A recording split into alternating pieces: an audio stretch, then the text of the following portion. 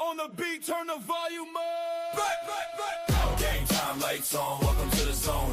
Sports time zone, yeah, they holding the throne. From the court to the field, everybody know. Big plays only. They run the show. Brother Newsy bring the voice and the facts, breaking it down, calling plays back to back. TZD with the spark, keep the heat on high. Hot takes so bold, they electrify. Kelvo got the smooth, steady, keeping it real. Underdog grind, but he's sealing the deal. When Q's on the boards, making beats hit hard. The sound of the zone set to raise the bar. Right. Game time, lights on, welcome to the zone. Yes, sir. Yeah, they run the show. Yes, sir. Wagwan. This is the Sports Time Zone. Yours truly, Brother Numsi in the building. Shout out to everybody that be paying attention. Shout out to all of y'all out there in Cyber World. Shout out to my producer, Q the Beat. Shout out to my man, TZ Dave, the whole STZ staff. We about to get it in. Yo, y'all already know what to do. Before y'all do anything else, make sure y'all like, share, subscribe. I'm holding us down here. Real quick show, in and out. Got a couple things I want to update y'all on. A lot going on. Football about to get started. We a couple weeks away from college football. A few more weeks away from NFL season. We about to turn up. It's about to turn up. Y'all already see what's going on. You see the Dolphins back here behind me. I know we might not be that good this year, but I'm going to still rep for my boys. All the Florida teams, salute to Florida. And also college football, the U. Y'all know we back. We back on the map, and we about to do this thing. So let's get it in. Before I even start off anything about that football talk, though, y'all know I'm here to talk I'm going to talk my stuff today. Over the weekend, we had a really dope boxing match. There was some dope UFC fights. First of all, shout out to my man Islam, who won and retained his championship in the UFC. Look, y'all can say what y'all want to say about UFC fights and all of that, but those fighters are on another level. Islam, he retained his title by doing what he does best, grappling, holding it down.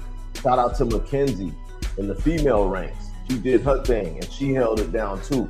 A lot of dope fights on that UFC card. Y'all tap in. We're going to definitely get more into the UFC. Also, there was a boxing fight, and I told y'all, like I told y'all many times before, Claressa Shields was going to go in there and dominate, and she did just that. She did her thing. She dominated hardcore, and not really much else to say, man. But shout out to Kay, because Kay, her opponent, who was the former champion, she fought hard. She did what she could try to do to try to maintain, her stamina and try to keep up with the hand speed of Claressa. But it was just a lot to deal with.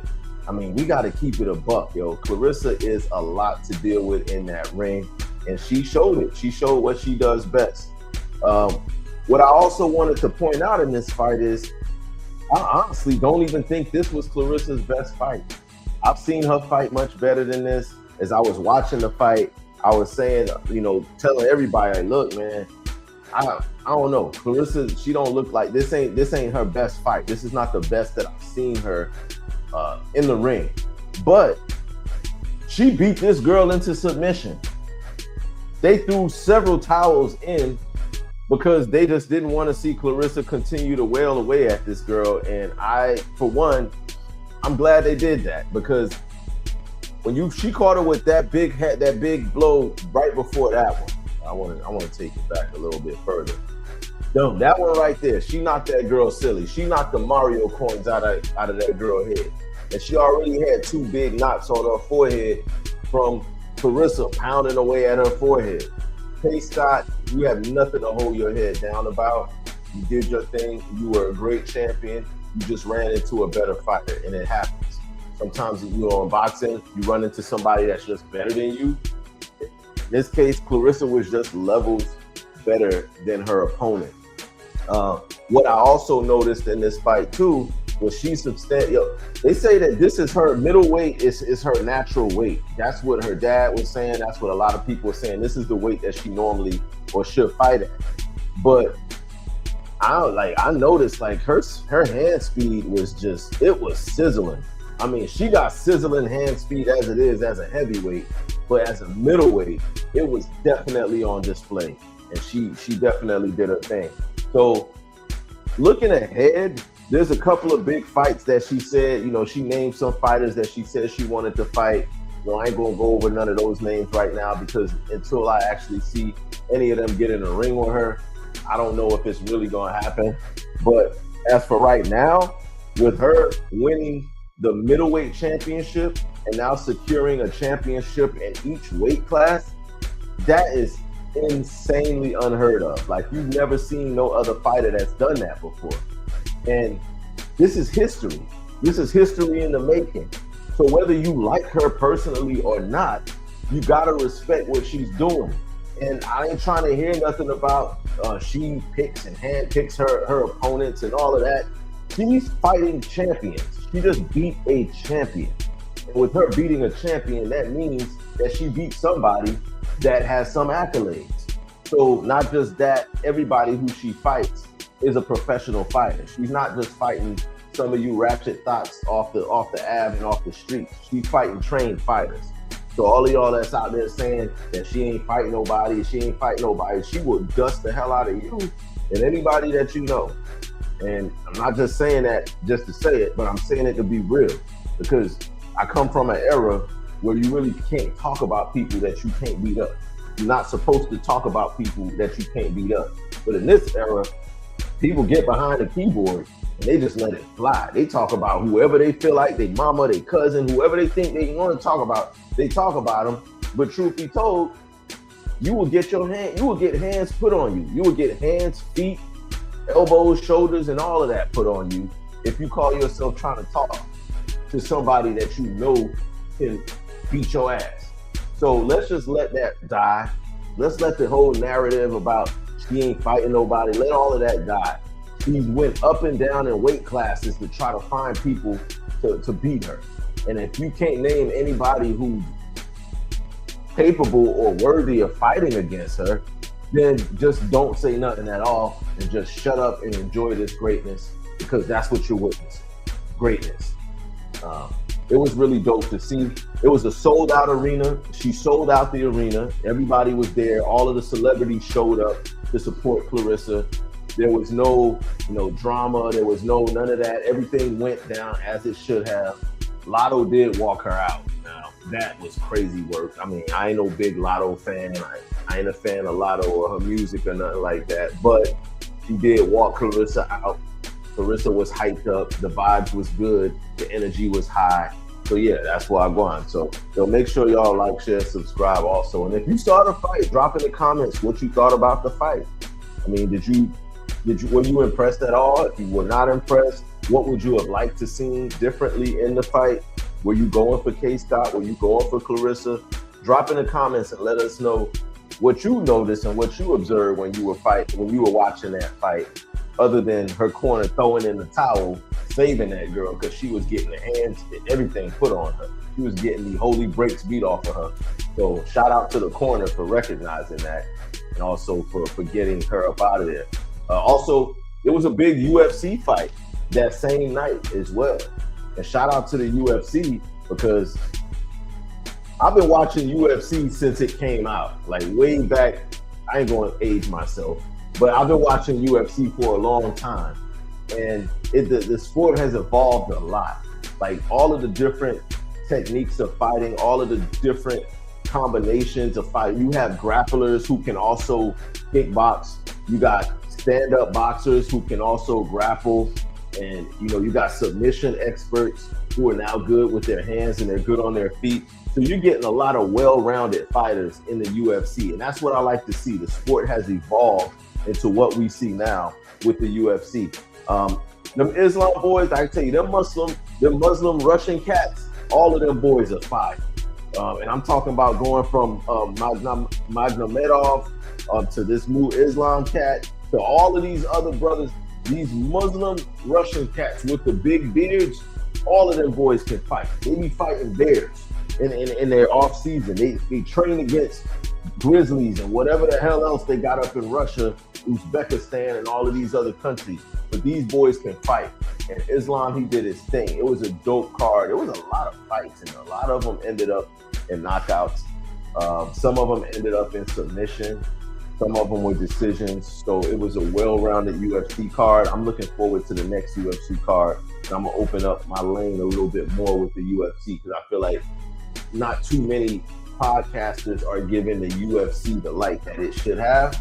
So I'm going to open up and start to give a little bit more for the UFC. But far and beyond all of that in the UFC, like I was telling y'all, this is football preseason.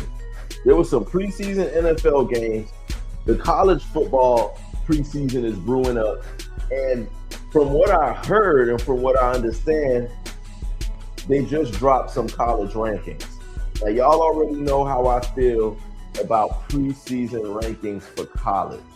I'm never a big fan of it because we don't know what these teams are working with before they even get to show you what they're working with. But you're already ranking these teams before they even play one down of football. So you're basically ranking these teams just based off of where you think they're gonna go. You're ranking them based off their reputation, their prior reputation on what they did before. You're looking at their signings and all of the recruits that they just brought in. So the transfer portal and all of that. So you're just basically trying to assess a team just based on what you see on paper. And that's always that's sketchy when you do stuff like that. But as far as my team, my Miami Hurricanes, the schedule is out. The predictions are in. I personally feel really good about where we at right now and with the scheduling. So I'm going to look at the Miami Hurricanes schedule real quick, and I'm going to break down what I think our record is going to be. And y'all can do the same for y'all team too. If you got a different team, in the comments, you drop that and you let us know where you think your team is going to end up in as far as the rankings. Now, with my Hurricanes, we got to I like our schedule. Game number 1 against Stanford.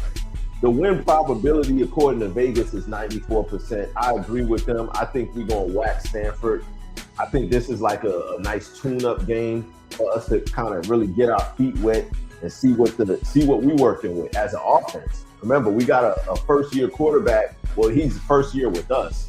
Mensa, he was a great quarterback at Duke, and now he's coming over here to the University of Miami, which I'm going to say this too, because a lot of sports shows and a lot of preseason rankings are not even really mentioning Mensa as a Heisman candidate.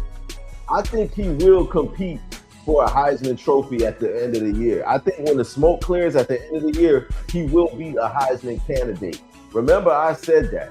Remember, I said the quarterback for Miami, Mensa, will be a Heisman candidate. And I said the same thing about Cam Ward early in the season, and Cam Ward was not even mentioned or thought of as a Heisman candidate until later in the season. But Noomsy be knowing, and Noomsy told y'all early in the game that Cam Ward was going to be a Heisman candidate. He ended up being just that. Now, I'm going to say the same thing for Mensa. His work ethic, his delivery of the football, his mobility, his accuracy, and his arm strength is a combination that you just can't refuse. Plus, when you look at this schedule, he's going to put up some numbers. He's going to put up some big-time numbers, and I like what I see as far as what was projected. Game number 2 against FAMU. I mean, this is religiously every single year we thump FAMU. I mean, shout out and salute to all the HBCUs. Y'all know how I feel about the HBCUs. I love HBCUs, but I hate the fact that we got to put it on them like that, you know. But hey, we got to put some style points, because if you don't put up big points against teams like this, then the rankings will punish you. So we have to throttle them boys, which I think we will. It's a 99% probability of winning, which I think that should be like more like 99.999, because I just don't see FAMU having a chance. So we ain't really got to talk much about that. Let's move on to Wake Forest. Now, Wake Forest, that's tricky, Because Wake Forest is not a scrub team. They're not a scrub bottom of the barrel team. They're decent. So we got an 88% probability of winning against them, which I think we'll beat them easily and handily. I really honestly don't see any L's within them first 4 or 5 games of the season. Going on in Central Michigan, that's going to be another thumping, similar to what we do to FAMU. I think we'll kill them easily. Clemson, this one is where it gets a little tricky. Because Clemson, even though I think we are head and shoulders a better team than Clemson, it's sneaky because Clemson can shock and surprise anybody at any time. I don't think they will do it against us. And we're on the road, so we're in Clemson, in their building. Sometimes anything can happen on any given Saturday. You know, a referee can make a bad call or two. You know, the ball can bounce a certain way, could lose a coin toss. Anything can happen where a team can turn up on you at any moment. And I think after us beating these first 4 teams, you know, I think our confidence levels are going to be pretty high. So I just hope and pray that, you know, they're not overconfident going into Clemson, because that is a team that can surprise you. But even with that being said, I think we beat Clemson convincingly enough to keep the style points up for the voters and to keep our rankings up. After Clemson, we got a rivalry game. It's at home, though. We're at the crib, but we got a rivalry game against the Florida State Seminoles. This is a state rivalry that goes back all the way back. It goes years before a lot of y'all was even born. But Miami and Florida State religiously have played against each other damn near every season, and it's always an intense game. Now, last year, we kind of beat them pretty easily, so it wasn't really much to talk about when it came to that. I think this year it'll be pretty similar, because Florida State isn't expected to have a really good team. But again, in rivalry games, records don't matter. Rankings don't matter in rivalry games, because a lot of these kids that you see playing for Florida State in high school, they played against or with a lot of the players that are on Miami team, because both teams, they recruit heavily out of Florida, and Miami particularly. They recruit heavily out of the city of Miami and the surrounding territories of Miami. So you'll see a lot of players on both teams that are real familiar with each other. So anytime you have that, there's always a likelihood of the game can go either way. But I still like my Hurricanes to win that. So what's that? That's 1, 2, 3, 4, 5, 6. So at this point, we're 6-0. Then we got Pitt. I don't think Pitt is going to pose much of a threat to us. Again, we are at home. Pitt is having to fly down from Pittsburgh and coming to play us in our hometown, whereas in October, it's still pretty warm in Miami. It's still pretty warm down there, and them Pittsburgh boys probably ain't really used to that. In October, they're used to, you know, bundling up and getting ready for the old man winter, Jack Frost and all of that. But I don't think they will pose much of a threat to us in that game. Next game against UNC. This is a conference game. We're both in the ACC. UNC, I don't know. I don't think Bill Belichick is there anymore. I don't know if he is or not. But irregardless, UNC was horrible last year. They were horrible last year. And I don't see them getting much better this year either, especially not on our watch. Even though we're on the road and we got to go into Chapel Hill and play against them boys, I don't think it should be much. They got us as an 86% probability to win that game, which I think is crazy work. I think that's crazy. I think that should be much higher. I don't know what they're seeing in UNC to make y'all think that they have a 14% chance to beat us. I don't think they even got that. I think it's more like 5. So that might not even that. But we'll see. UNC, I think we steamroll them, put up some big style points, because we got a huge game right after that. Now, the next game at Notre Dame, they got Notre Dame favored. They got Notre Dame favored to beat us. Not even a few percentage points. Notre Dame is like a 70% probability of victory against my Hurricanes. I don't get that. I don't understand it. Only thing I can say is because they're at home, which, how did they even get that home game when we beat them last year? But anyway, whatever. We beat them last year and kept them from making the playoffs, so they're supposed to be big mad. So now they at the crib and they're gonna try to play. They're gonna play their best game. I think Notre Dame will play their best game against Miami on November the 7th in Notre Dame, in Big Bend. So they have to. I'm sorry, they call it South Bend, whatever. Big Bend, South Bend. I don't even know the name of their damn field or their state, city, whatever. But I don't know, man. I think this is a big game for both teams because all of the smoke that Notre Dame blew at the Hurricanes last year when we got into the playoffs and they didn't, and all of the different points that they were trying to make to discredit us from getting there and being there, and we walked all the way into the national championship game, by the way. With all of that, I think Notre Dame got a chip on their shoulder, and so do we. We got a chip on our shoulder too, because personally, there should not have even been a debate or a discussion on who got in the playoffs between us and Notre Dame. It should have just been us from jump. So it took the committee to have to come with this huddle and come and figure out and number crunch and break down who they think should be there. And it shouldn't even make a difference, none of it, if we beat them head to head. Same record, we beat them head to head, we get in, they don't. So they mad. November 7th, they're favored to beat us.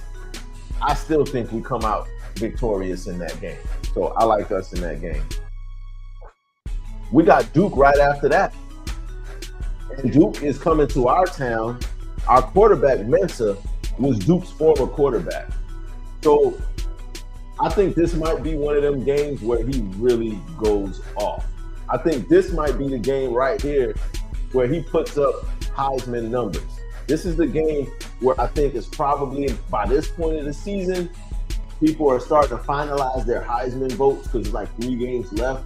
And I think this is the game that catapults him into like a Heisman finalist. I think this is the game right here against Duke, and he's going to go off. 93% probability, I think that's about right. Now, this next game, between this game and that Clemson game, and of course Notre Dame, but we ain't got to talk about Notre Dame. I think this Virginia Tech game, they have us 89% probability of winning, but I honestly, this is a tricky game because we're on the road, we're just leaving from Duke, and now we got to travel to Virginia Tech. Virginia Tech historically plays well against us. They historically have always played well against Miami. So this is a tricky game that if we're not careful or if we feeling ourselves too much, especially if we beat Notre Dame and then throttle Duke right after that, this is one of them games where we could really be feeling ourselves. And we can go into Virginia Tech and we could get embarrassed or we could get, held accountable for taking them for granted. So I would love to see us lock in on Virginia Tech. I think that game is very, very, very important because it tells a lot about us as a team. It says that we can win games that we're supposed to win, and then we can also, we can win those tricky sleeper games that can come to bite you.